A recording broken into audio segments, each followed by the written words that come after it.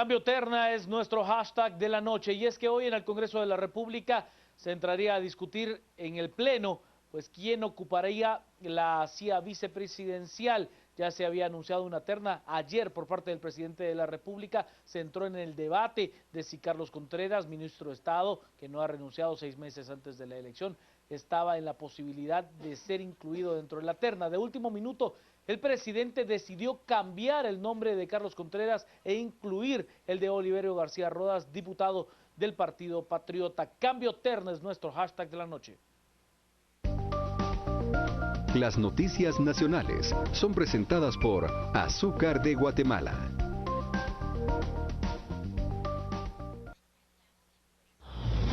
El consenso que se ha llegado y además por las consultas que se deben de realizar a lo interno, tanto de las agrupaciones partidarias como así para ver la calidad y las cualidades de la terna que ha enviado el señor presidente. Junta directiva declara receso y se convoca para continuar con la presente sesión para mañana 13 de mayo. Mañana 13 de mayo a partir de las 14 horas. El Congreso de la República suspendió la sesión plenaria en la que se designaría el nuevo vicepresidente o vicepresidenta de la Nación en sustitución de Roxana Valdetti, con una nueva terna en sus manos conformada por Adela Torreviarte, Adrián Zapata y el diputado Oliverio García Rodas, quien sustituyó a Carlos Contreras, quien tiene impedimento constitucional. Los diputados no llegan a consensos para dar al menos 80 votos al acompañante del mandatario, Otto Pérez Molina. Sin embargo, al principio no fue así. En reunión de junta directiva por la mañana trascendió que ya se había encontrado consensos para elegir a Adela de Torreviarte, pero a minutos de comenzar la sesión llegó la carta del presidente con el nuevo integrante de la terna, el diputado Oliverio García Rodas. Esta designación provocó que los consensos se rompieran, se tuvo un receso de 20 minutos, pero no se pudieron retomar los acuerdos, entonces quedó suspendida hasta el próximo miércoles a las 14 horas. Las noticias nacionales fueron presentadas por Azúcar de Guatemala. Cambio terna es nuestro hashtag de la noche. Nos vamos a las redes para ver qué es lo que se está diciendo con nuestra etiqueta de los comentarios de esta noche. Vinicio Celada nos plantea: al final y al cabo, o sea, quien sea, resulta teniendo los mismos o peores resultados. John nos plantea: ¿y ahora quién podrá defraudarnos? No creo que sea un tema muy sensible, es lo que dice John. Nos plantean cambio terna: qué triste que por falta de liderazgo político no podamos tener 3 nombres y que podamos estar tranquilos, escoger uno de ellos. Es lo que se nos dice también con cambio terna. Edgar, táctica dilatoria, es su pregunta. Cristian Flores nos dice: ¿qué le pasa al presidente? Hay que estudiar bien qué clase de calaña es el nuevo representante con cambio terna. Congreso Transparente nos muestra el listado nacional del Partido Patriota y vemos que el primero en el listado nacional era Carlos Valentín Gramajo y luego pues Oliverio García Rodas en la segunda casilla. Esto mostrándonos quién ocupa el lugar número 10 dentro del listado nacional del Partido Patriota, que sería Daniela de la Luz Beltranena Campbell, quien ocuparía el lugar dejado por Oliverio García Rodas, porque alguno de estos ya dejó su espacio. El Patriota metió 9. No, 9, sí, 9. Y al salir Oliverio, a irse a la vicepresidencia, se corren para arriba. Se corren, y sería Daniela de la Luz Beltranena Campbell, ya vamos a hablar de ese tema, con cambio terna. Nos dicen, Aidín, cambio terna es necesario que nombren a alguien probo y no a compadres de robos y tranzas. Es lo que nos dice Coconut con cambio terna. Hay democracia si cada voto, incluso acarreado, vale. ¿Eso es democracia? Bueno, democracia. ¿Cuánto vale 30,000 allegados en Guatemala? Es lo que nos dice. Democracia. Los términos peyorativos realmente no construyen. Tratemos de evitarlo, no construyen en lo absoluto. Cambio terna, nuestro hashtag de la noche. Le doy la bienvenida a las buenas noches y la palabra al licenciado Félix Chúcola. Buenas noches, Juan Carlos, buenas noches, Hugo, y buenas noches a todos los televidentes que nos acompañan en casa. Voy a empezar haciendo una reflexión institucional. En términos de diseño institucional, y perdón la publicidad que voy a hacer, el Ejecutivo es como el Citroën, puede caminar con 3 ruedas. Digamos que en términos de andamiaje institucional, la selección del vicepresidente o no tener un vicepresidente no es algo que limite el funcionamiento de todo el Poder Ejecutivo.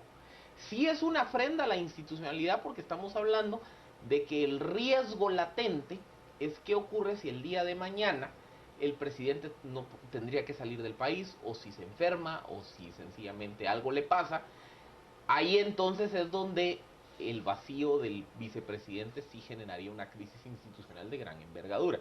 Entonces digamos que tampoco esto no es una carrera de 100 metros planos. Esto no se trata de sacar la terna más rápida y de tener al vicepresidente electo rápido. O sea, aquí podemos pasar una semana, unos cuantos días más, y no es que el Ejecutivo se me vaya a caer porque no existe la figura del vicepresidente. Segundo, yo concuerdo con lo que decía uno de nuestros televidentes sobre la falta de liderazgo político nacional. Porque en este momento, básicamente el presidente Otto Pérez tenía 2 alternativas, o 2 escenarios después de la renuncia de Valdetti. O se atrincheraba y decía, yo selecciono a mi vicepresidente de mi círculo de asesores cercanos, o enviando un mensaje de tratar de restituir alianzas y tratar de restituir el apoyo, ya sea de sociedad civil, del sector empresarial, tratara de invitar a algún referente de liderazgo externo al sistema político a que fuera su compañero de binomio hasta enero próximo. Obviamente el segundo escenario, la segunda alternativa, era una alternativa que abría la puerta para decir, más que oxigenarme, yo lo que quiero es que me ayuden como sociedad civil, como sector privado, como organizaciones externas al sistema, a cargar la procesión de aquí a enero. Y hagamos un esfuerzo de depurar al gabinete, de depurar aquellas instituciones que han sido señaladas de casos de corrupción. Pero lo que desencadenaba ese escenario de depuración controlada era que el presidente reconociera que necesitaba apoyo para construir estabilidad de cara a enero. El presidente se fue por el primero. Y en la lógica del presidente, él dice, bueno, ya entregué el gladiador a los leones. O sea, como que fueran las películas romanas.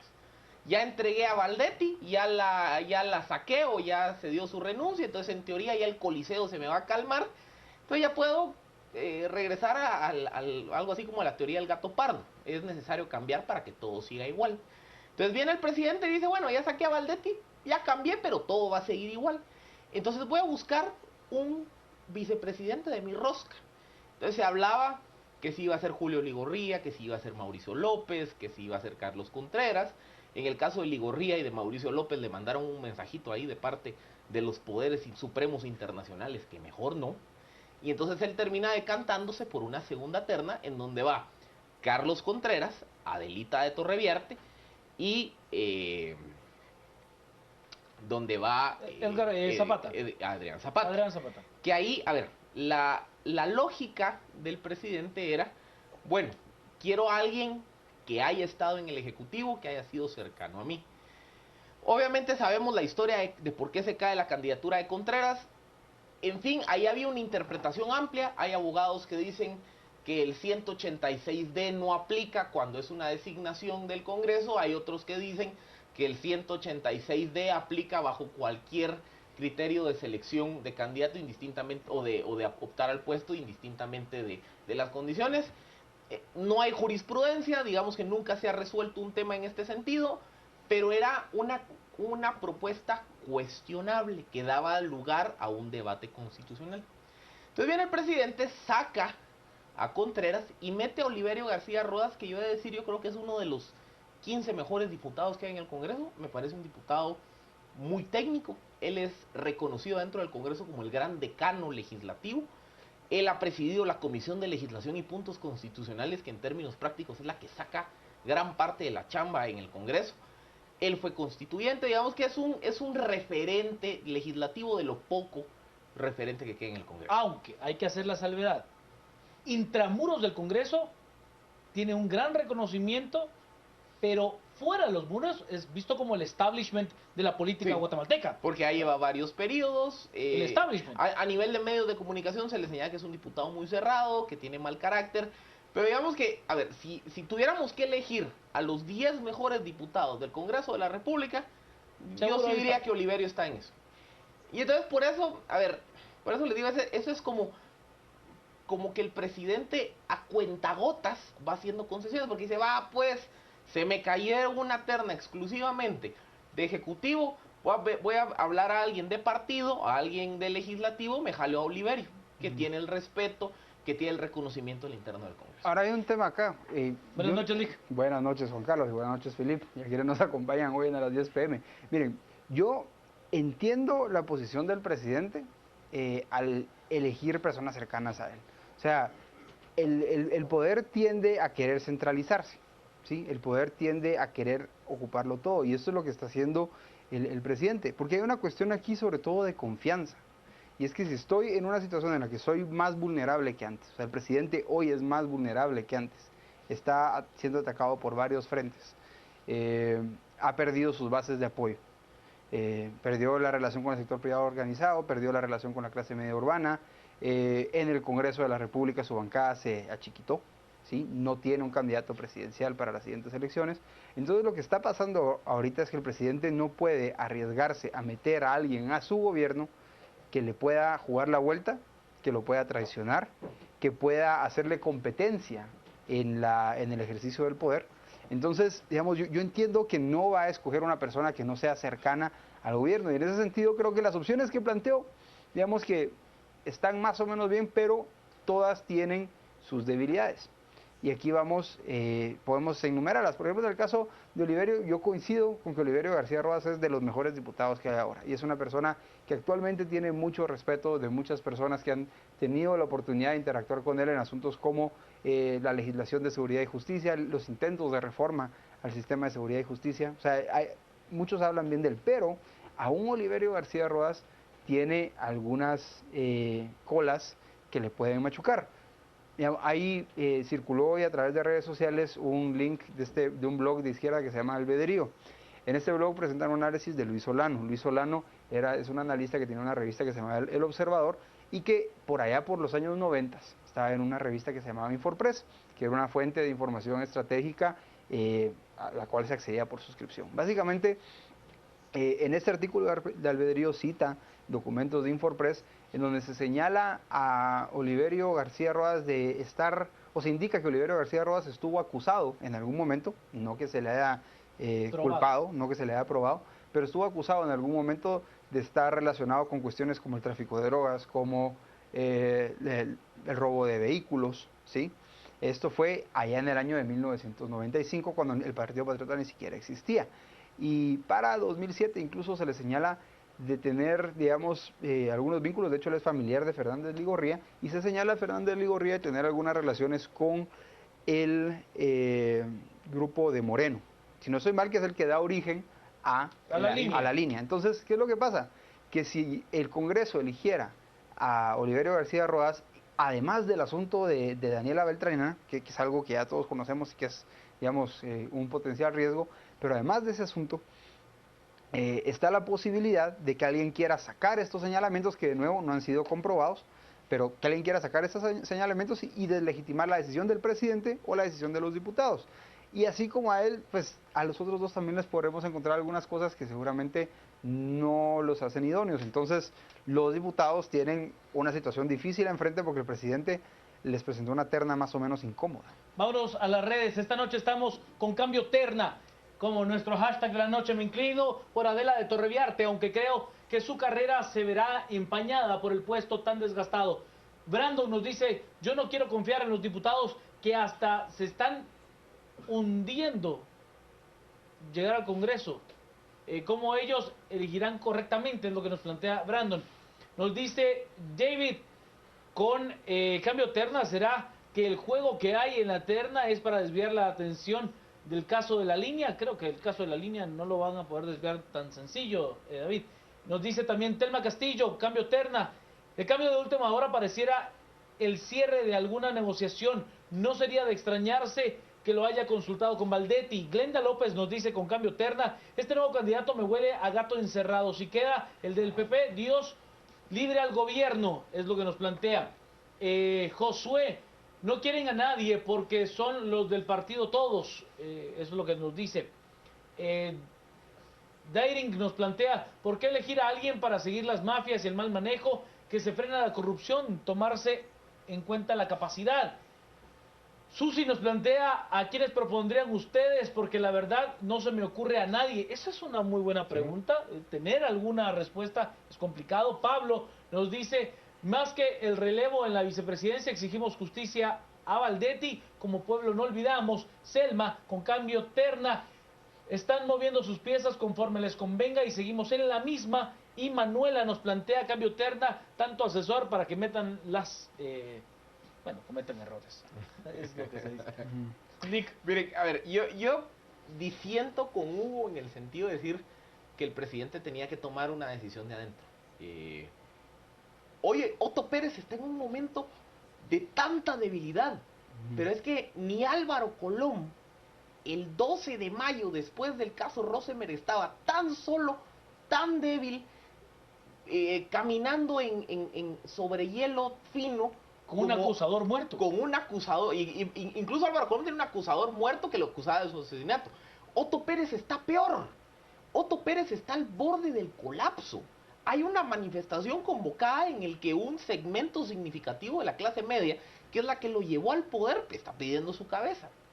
La comunidad internacional y la embajada americana está de brazos cruzados diciendo, si caes, bueno. Si no caes, bueno por vos. A diferencia del tiempo de Colom, cuando la comunidad internacional cerró filas y dijeron queremos que Colom se mantenga. Otto Pérez voltea a ver y no tiene aliados. Ya ningún actor políticamente relevante está cerca de él. Ningún actor individual está cerca de él. Rompió con su familia. El partido le señala su falta de liderazgo para atender el conflicto entre Valdetti y Sinibaldi. Acaba de tener que sacrificar a su compañera de fórmula para tratar de calmar las demandas ciudadanas. Y entonces Otto Pérez debería de reconocer que y eso es como que una receta de libro de texto de ciencia política. Cuando un gobierno llega a ese nivel de debilidad, la única alternativa estratégica es establecer coaliciones de gobernabilidad. Y las coaliciones de gobernabilidad lo que hacen es decir, bueno, vamos a cogobernar con alguien más. Y aquí lo que yo necesito es que quien cogobierne conmigo le traiga al régimen algo que mi régimen ya perdió, que es credibilidad. Y yo necesito esa credibilidad por lo menos para llegar a flote hasta enero. De lo contrario, ¿qué es lo que pasa? Justamente aquí, desde que se destapa el caso de la línea, hablábamos de que el gobierno de Otto Pérez iba a navegar en piloto automático y que se generaba la amenaza de que iba a ser un gobierno de cartón, sin credibilidad, sin capacidad de maniobra. Pero esa frase pareciera que es un concepto muy abstracto. Hay un gobierno de cartón, sin credibilidad. ¿Qué quiere decir eso? Si queremos aterrizar en términos prácticos, que es tener un gobierno de cartón, es un gobierno que convoca una comisión de notables para reformular la SAT y se cae. Un gobierno que lanza una terna y una va mal. Un gobierno que propone una nueva terna y el Congreso no se la... O sea, hoy Otto Pérez, lo que dice nadie le cree. Lo que trata de promover nadie lo atiende. Traten de identificar alguna decisión, alguna propuesta, alguna acción del gobierno de Otto Pérez desde que está ahí el caso de la línea hasta acá. Ninguna. O sea, es un gobierno que hoy su capacidad de gestión es nula. Y la única forma de reconstruir la capacidad de gestión es, como les decía, coloquialmente, que alguien le ayude a cargar la procesión hasta enero. Y entonces la forma de enviar el mensaje, de decir, vamos a hacer una alianza o una coalición de estabilidad, de gobernabilidad, es sociedad civil, Foro Guatemala, quien sea, vamos a traer a un notable de fuera del sistema que oxigene mi gobierno y que me permita dar un paso para reconstruir la estabilidad. Porque de lo contrario yo sigo navegando en la cuerda floja. Y hoy viene y se da la decisión de Oliverio, que por eso le digo, yo entiendo un poco la racionalidad, pero de veras ni un escritor de la novela El cartel de los sapos podría pensar en todas las alternativas o todo lo que ha ocurrido aquí en el país. Porque resulta que la decisión de postular a Oliverio y que rápido se convirtió como en la alternativa atractiva de la terna y que los diputados pues en el Congreso se mostraron afines a la idea de seleccionar a Oliverio, implicaba que entraba Daniela Beltranena. Implicaba entonces que la mano izquierda, porque la derecha era Monzón, de la vicepresidente, automáticamente accedía a inmunidad, a derecho de antejuicio. Y se da en el marco de un proceso en donde básicamente, a ver, la historia de Seúl es una historia de a tres, es de Monzón, Valdetti y Beltranena. Esa la contamos en un momentito, la contamos en un momento porque tenemos que ir a las redes. Estamos esta noche con Cambio Terna para favorecer la corrupción, es lo que dice Ángelo. Ceci nos plantea, era de esperarse del Congreso, no hacen más que buscar sus intereses a costa del país, retrasando todo sin importarles. Patricia, con Cambio Terna, a estas alturas lo que queremos es honestidad, no tanto capacidad, que los que lleguen la única capacidad que tienen es de robar. Nos dicen también Oliverio, experiencia legislativa, más de lo mismo, de elegirlo, queda diputado suplente de la R, no nos liberamos de ella. Alejandro nos plantea, Cambio Terna, un testigo del caso Monzón puede tener inmunidad con esto. Byron nos plantea, señores, el presidente quiere seguir con un tipo de línea de trabajo, es lo que plantea Byron. También nos dice Simón Oliverio García Rodas, el mejor diputado, es su pregunta, o creo que su cuestionamiento. Nos dice también la señora Ale, Cambio Terna, ¿podría decirnos qué leyes han promovido Oliverio García Rodas o qué de bueno ha hecho como diputado? Bueno, él ha sido durante muchos años el presidente de la Comisión de Legislación y Puntos Constitucionales, que es la que saca la chamba. La más importante. Las pocas leyes buenas, entre comillas, que el Congreso saca, pasan por esa comisión. Claro. El problema es la jugada, quién queda en su lugar. Otto Pérez Molina sigue jugando al ajedrez a su conveniencia. José, hablamos de una potencial lista de los 10 mejores diputados o de los 10 menos peores diputados. Es otra forma de verlo, ¿sí? ¿Qué diferencia cuando alguien sabe, explica a detalle? Gracias, es lo que le dice a Philip. Nos dice David, no divaguen, no hay un solo diputado que valga la pena en la actual legislatura. Eso tampoco es cierto, David, eso tampoco es cierto.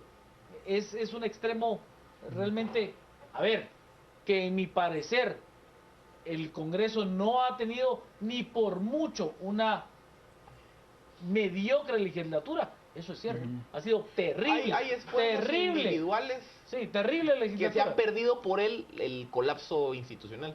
Alita de Torreviarte ya trabaja con honestidad y sería la mujer que le dé un giro a lo que dejó Valdetti. Bueno, de 360 grados, ojalá que no, de 180.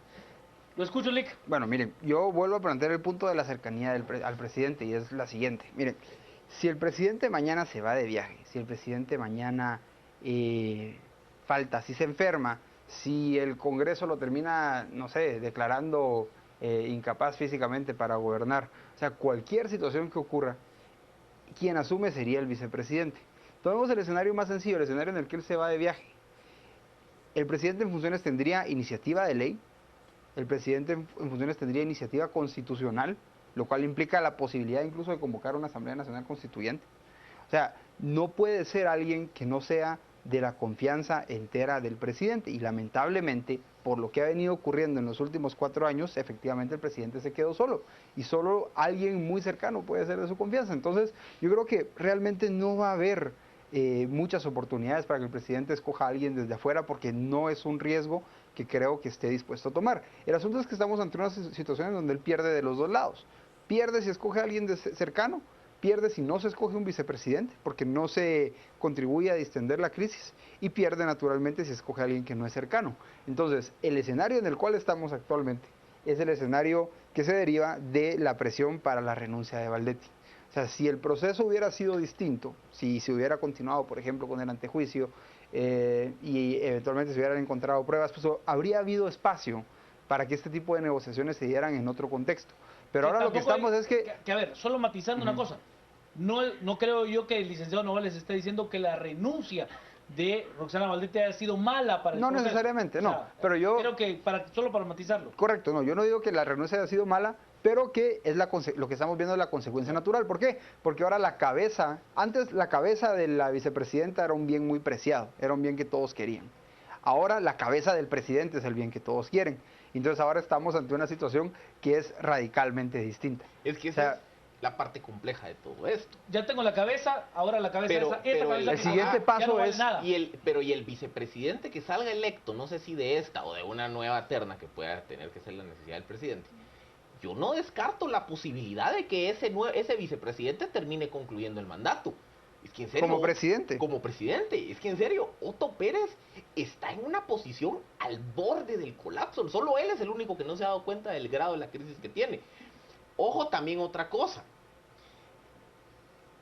A ver, a estas alturas, si el presidente se casa con la terna, que ya vimos que es medio terco, yo creo que la única salida institucional para que se elija a Oliverio es que se pida la cabeza de Beltranena y que se haga un acuerdo político de que Beltranena presenta su renuncia y entonces la chibolita le pasa al siguiente en la lista, que es Carlos Urbán, viceministro de Trabajo, que habrá que preguntarle si quiere dejar el viceministerio para irse al Congreso.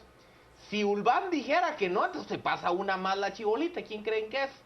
Carlos Batzín, ministro de Cultura, o exministro de Cultura, perdón, que también fue señalado por de casos de corrupción. corrupción. Es que ese es el problema de irse con un actor partidario, que quiera que no, termina siendo uno de los miembros de esa banda de criminales y asaltantes conocida en el bajo mundo como Partido Patriota, los que van a entrar al Congreso de la República. Entonces, hoy lo que pasa es que la chibolita le cae a Beltranena, y como digo, Beltranena es el tercer actor en discordia de lo que ocurrió en Corea, que ahí se ha hablado de muchas cosas. Pero si alguien, aparte de Valdetti y de Monzón, puede decir lo que vio, lo que no vio, lo que ¿Qué pasó ahí en Corea? es ella. Claro. Y entonces que ella entre al Congreso y que gane inmunidad, eso a la gente no le va a gustar. Y entonces si Beltranena entra al Congreso, gana inmunidad, se percibiría en la calle como que es un pacto de impunidad. Y entonces, no importa que quede Oliverio, igual van a pedir la cabeza del presidente por estar protegiendo a Beltranena. Es que este es... Por eso les digo, ese es el efecto de tener un gobierno de cartón. Todo lo que hace se les cae. Voy a las redes, tenemos muchos mensajes esta noche con Cambio Terna, que es nuestro hashtag de la noche. Nos plantea Alberto, no es nada en contra del género femenino, pero las mujeres hay hecho caer grandes imperios. Otto Pérez lo cegó la R. Un momento, tal vez ahí no hay que caer en ese versículo bíblico en donde no, ¿cómo es? No fui yo, me tentó la mujer, fue la mujer, ella me tentó. O sea, Entiendo lo que plantean. no hay que caer en eso. Sí, no es necesario. El presidente es Cambio responsable y más responsable que Roxana terna. Valdés. Reitero, para vicepresidente, terna de decanos de universidades propuesta por los diversos sectores, es lo que nos dice Fernando. Nos plantea Ed, hablando de la sociedad política, ¿cómo ven la relación del presidente con el ejército? Con el ejército. Débil. Débil. Muy débil. Yo le voy a decir algo, y se lo voy a decir a título personal en un momento. El licenciado Edgar Ortiz, analista de este espacio, tuiteando de nosotros con Cambio Terna, Oliverio es un dinosaurio. Hábil negociador como pocos, conoce mucho la gestión pública, no es nada de mi agrado, mi paisano, es lo que nos dice el licenciado Edgar Ortiz. Mario Arturo, con Cambio Terna, difícil quedar bien con Dios y con el diablo. El presidente está más vulnerable que el Titanic luego de chocar con el iceberg. Esto está relacionado, que dicen que los bonos del Tesoro, ¿será que esto se le llevaron también a la bolsa a ellos y nadie se dio cuenta? Plantea Raúl. Jonathan Ardón nos plantea, lo que seguimos esperando es que Otto Pérez renuncie a la inmunidad, renuncia ya, depuración del Congreso y del OJ. Nos plantean también Cambio Terna, creo que con un anular elecciones y reforma electoral para generar confianza y credibilidad. Este tema de aplazar las elecciones a mí me da un tema de mucho análisis, creo que es un escenario muy complejo. Manolo nos plantea Cambio Terna, el presidente no sabe lo que surgirá con el día 16 y debería de escuchar seriamente las demandas del pueblo, plantea Manolo. Miau, los diputados les conviene elegir sin interferencia de ningún tipo, la sociedad civil se les viene encima si no lo hacen. Y Edgar, ¿cómo es posible que el presidente no quiera ver la verdad y siga bailando al son que le toca Roxana Valdetti? A ver, ¿por qué yo le veo una relación difícil con el ejército de Guatemala? Porque el ejército ha sido quizás la institución, desde las bases, que menos cambios salariales ha tenido. El soldado no recibe un cambio salarial desde el gobierno de Alfonso Portillo Cabrera. y pues las cúpulas militares sí fueron ad hoc, o sea, me refiero a los comandantes de las diferentes bases militares, sí son proclives al presidente, pero el soldado que no ha visto ningún beneficio de tener a un militar como presidente de la República, está un tanto rejego a eso, ¿no? La relación Otto Pérez-Ejército está dañada, yo diría, por 3 razones. Primera razón, Ulises Anzueto. La gestión de Ulises Anzueto como ministro de la Defensa ha sido de las más nefastas que ha habido en la historia de la institución armada.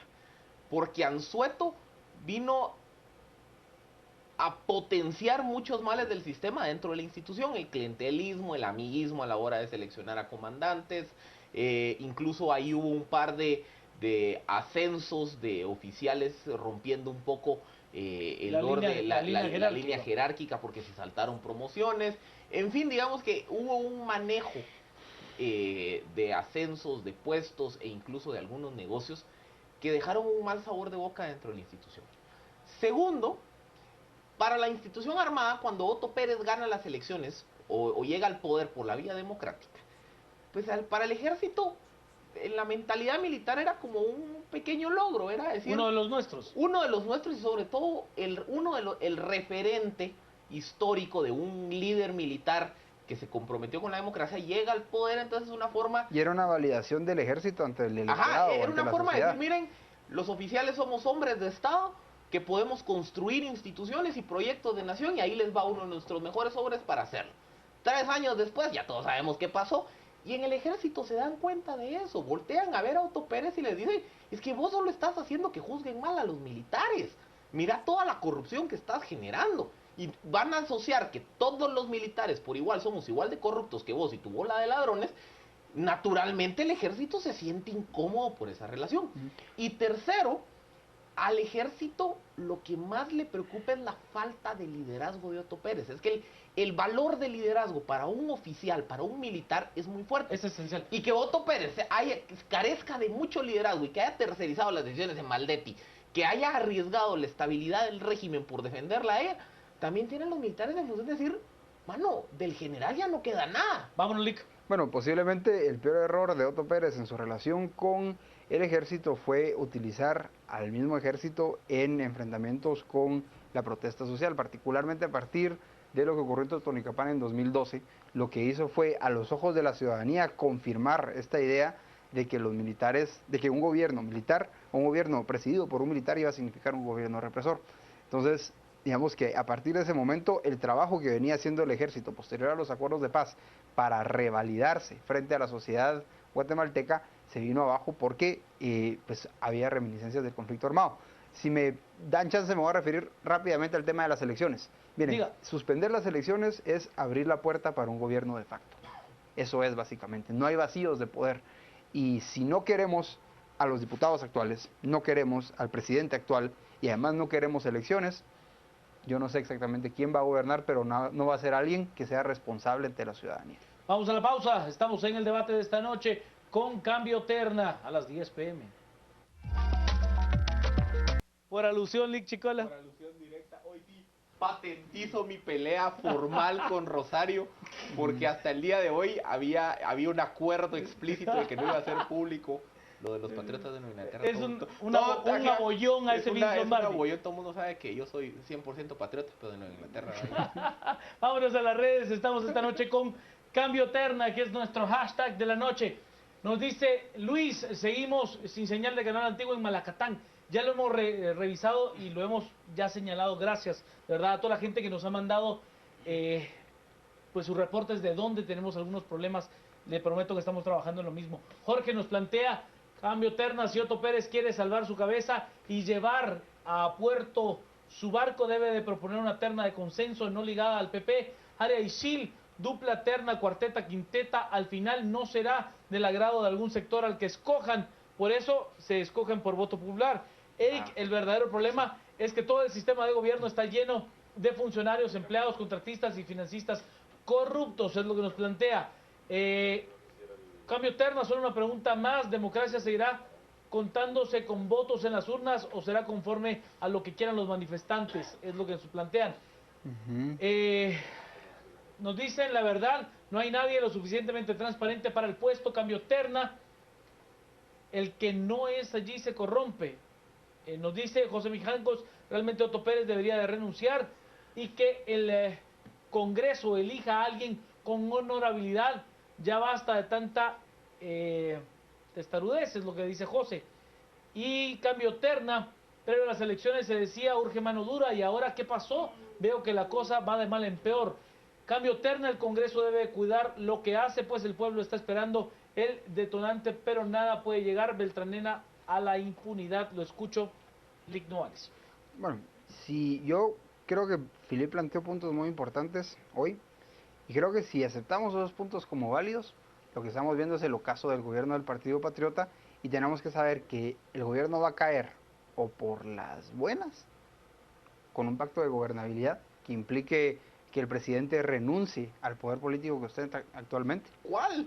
Bueno, pero que renuncie digamos, a ser el líder del gobierno, ¿sí? O va a caer por las malas porque la presión social va a llegar a tal punto que va a terminar rodando la cabeza del presidente. Entonces, la decisión de renunciar de la vicepresidenta fue al final el golpe maestro que le terminaron dando a este gobierno. Y voy a traer a colación el tuit de Ari Schil. Él decía, bueno, ninguno que el presidente escoja va a tener entera credibilidad o entera legitimidad. Por eso se elige por voto popular. Y agrego además, por eso se elige por voto popular para un mandato que tiene un tiempo determinado. Cuando interrumpimos ese mandato exigiendo la renuncia de Roxana Valdetti, que es nefasta ella, naturalmente, era alguien que le estaba haciendo mucho daño al país, pero la alternativa, que fue exigirle la renuncia, cuando se concreta, nos deja en una situación como la que tenemos ahora, posiblemente sea más deseable que la anterior, pero genera muchísima incertidumbre. Yo veo que hay total discrepancia de Lic Chicola. Es que, a ver, ¿cuál creo yo que sería una agenda de reencauce institucional? Primero, una dosis de humildad del presidente de reconocer, contrario a lo que dice, ya no tiene poder, es que no tiene poder político, lo que hace se le cae. Entonces, el presidente tiene que reconocer que la única forma de salvar al régimen en estos 6-7 meses que quedan es